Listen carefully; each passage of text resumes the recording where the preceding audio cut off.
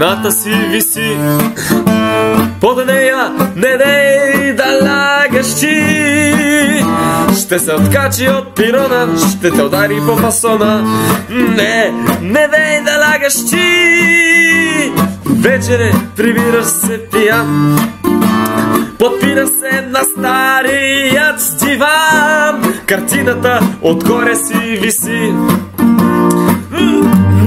Не дей да лягаш ти.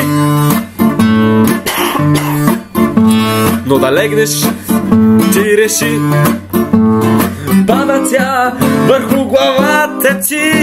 Мигновена реакция ме обзе. Викам бърза помощ за сефте.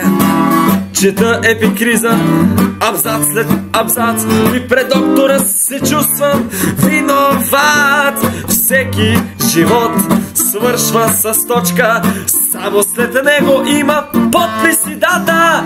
И ти тръгна към висотите райски. Не, изчакай ти, аз ти казах, но ти не слуша. Не дей да лягаш ти.